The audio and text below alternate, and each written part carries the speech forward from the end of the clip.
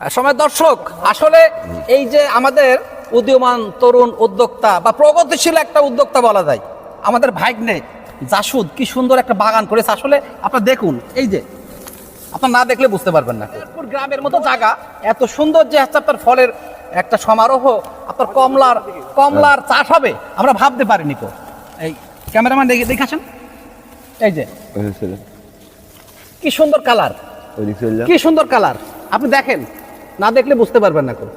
একেবারে মনে হচ্ছে দার্জিলিং কমলা, চিটাগংয়ের কমলা, ঠিক আছে, নেপালি কমলা। বিশেষ করে এত সুন্দর কমলা দেখা যায় না। গাছ ভর্তি কমলা, যেখানে গাছ প্রতি যদি আপনার 10,000 টাকা হয় তাহলে আপনি কত টাকা নেবেন? 250 গাছ, শুধুমাত্র হিসাব করেন। আসসালামু আলাইকুম সময় দর্শক, আমি মোহাম্মদ হাকিমুর রহমান, উপসহকারী কৃষি অফিসার, চুয়াডাঙ্গা সদর। আমি যে জায়গা যেখানে আছি এটা হচ্ছে চুয়াডাঙ্গা জেলার দামোহদা থানার দলিয়ারপুর গ্রামের একটা জায়গা। এখানে মোহাম্মদ দুরুল হক মাস্টারের ছেলে জাসুদের একটা আপনার কমলার বাগান আছে এবং পেয়ারার বাগান আছে। সেই পেয়ারার বাগানে আজকে আমরা ভিজিটের উদ্দেশ্যে আসছি। কমলার বিভিন্ন জাত আছে, রোগ আছে, পোকামাকড় আছে, ওরা কিভাবে এটা নিয়ন্ত্রণ করে সব সম্পর্কে জানবো এবং তার সাথে পরিচিত হব। সময় দর্শক, আমরা এখন সেই বিশেষ করে উদীয়মান তরুণ উদ্যোক্তা, আসলে একজন তরুণ উদ্যোক্তা নাই, তাকে বলা হয় প্রগতিশীল উদ্যোক্তা বলা হয়। এত বড় একটা বাগান করেছে, তার সাথে আমরা পরিচিত হব, কথা বলবো। আসো আসো। আসসালামু আলাইকুম। ওয়ালাইকুম সালাম। কেমন আছেন? আলহামদুলিল্লাহ। সময় দর্শক, আমি এটা হচ্ছে আমাদের ভাগ্নে হয়, এবং আমি যেই কথা যদি অপ্রাসঙ্গিক কথা না বললেই হয় না। সময় দর্শক, আমি যে গ্রামে অবস্থান করছি এটা দলিয়ারপুর, এটা চুয়াডাঙ্গা জেলার দামোহদা থানার দলিয়ারপুর একটা গ্রাম, যেখানে আমার একটা বন্ধু, এখানে বন্ধুভার মোহাম্মদ এই যে বশিরউদ্দিন আহমেদ, উনি হচ্ছে ক্যামেরাম্যান আজকের, এবং ওনার সাথে আমার ছোটোকালে অনেক স্মৃতি আছে যেগুলো আসলে খুব ভালো লাগার মতো। তাছাড়া আমার বিশেষ করে একটা বন্ধু আছে ডক্টর মুস্তাক আহমেদ কাজল, সে এখন হচ্ছে লিভার স্পেশালিস্ট, অর্থাৎ পিজি হাসপাতালে একটা সবচেয়ে বড় ডাক্তার। আচ্ছা, যাই হোক, মোটামুটি আমরা কথা না বাড়াই, আমরা কথায় ফিরে আসি। ভাগনা, তোমার এই বিশেষ করে বাগানটা কতটুকু? এই বাগানটা 3 বিঘা। 3 বিঘা। তো তোমার এই পরিকল্পনা আসলো কিভাবে, এটাতে তুমি করতে হবে? এই দেখে সুন্দর লেগে, এক জায়গায় দেখার পরে সুন্দর লাগার পরে মনে একটা লাগলো যে বাগান করতে হবে, মানে ব্যবসায়িক ভিত্তিক না, সুন্দর লাগার কারণে। সুন্দর লাগার। এটা কি তুমি ইউটিউবে দেখছো নাকি কারো বাগান দেখছো? আমি বাগান দেখছিলাম। কোথায় দেখছিলে? আমি দেখলাম কোটচাঁদপুরে। তাহলে কোটচাঁদপুরে এটা দেখছিলে, কি জাত দেখছিলে ওখানে? এটা চায়না, এই যে চায়না 3টা, এটা এই ছোট জাতটা। আর পরে আমি আরেক জায়গায় দেখছিলাম, ওটা ইউটিউবে দেখছিলাম, দার্জিলিং। ওটা আমি নিয়ে আসছিলাম বরিশাল থেকে, তাই না? আচ্ছা, তোমার বর্তমানে এই বাগানে এই সময় দর্শক দেখতে পাচ্ছেন কি সুন্দর, মনে হচ্ছে আমরা দার্জিলিং বা চায়না বা পাকিস্তান বা চিটং, অর্থাৎ ভারতের যে রাজ্যে আছি। এই যে কমলা, এত সুন্দর সুন্দর কমলা, যে কালারও চলে এসছে, যে কালারগুলো দেখলে আপনারও ভালো লাগবে।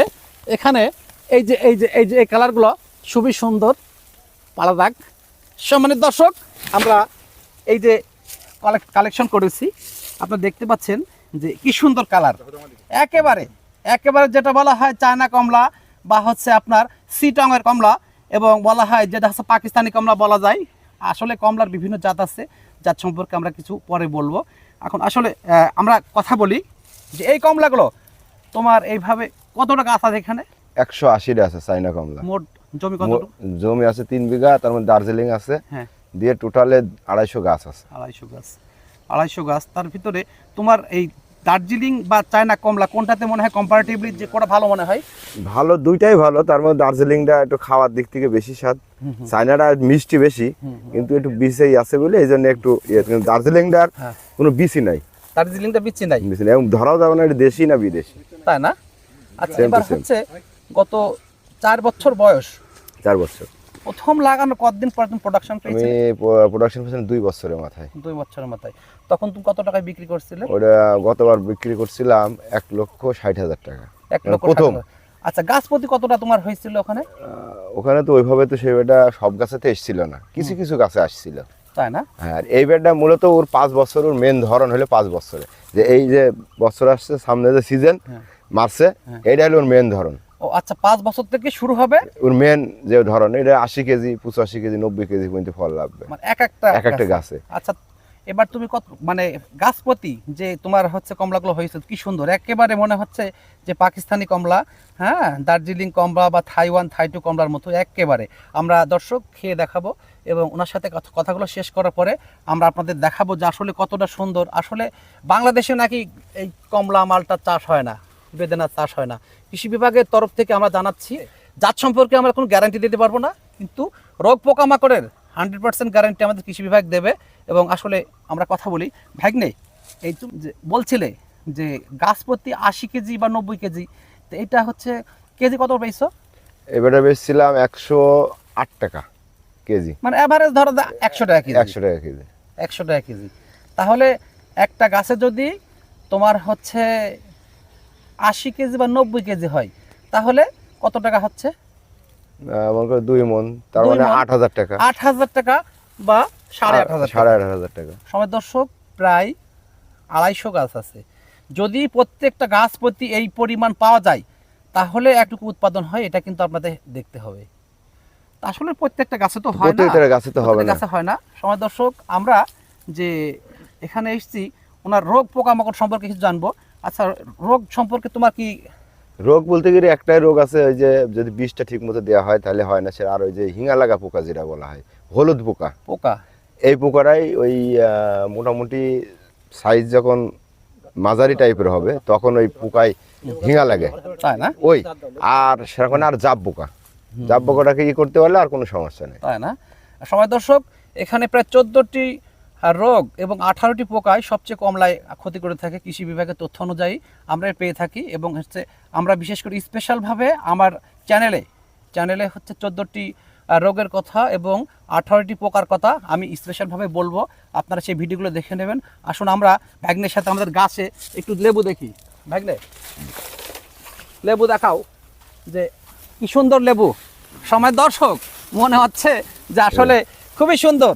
এই যে কমলার কালারগুলো দেখেন সময় দর্শক, দেখার মতো কালার, এত সুন্দর কালার এসছে যে যেগুলো আপনার চোখে ধরার মতো। এবং সবচেয়ে বড় কথা হচ্ছে যে ওই যে সামনে এই যে এত সুন্দর, বিশেষ করে একটা আপনার ফলের সমারোহ এ দেখতে পাচ্ছেন। হ্যাঁ, খুব সুন্দর। এই যে এই, হ্যাঁ, পাখিতে খেয়েছে। পাখিতে খেয়েছে। এই যে এইগুলা খুবই সুন্দর। হ্যাঁ সময় দর্শক আমরা আরো পরামর্শে কথা বলি।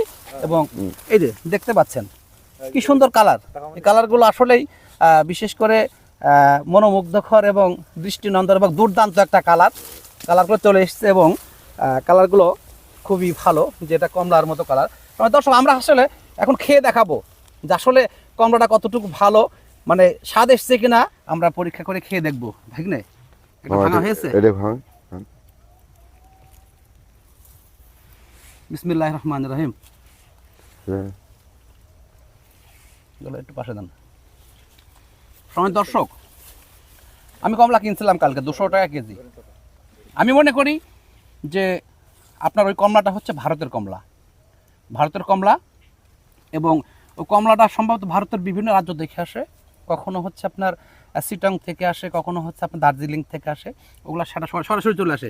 আপনি দেখেন অত্যন্ত মিষ্ট।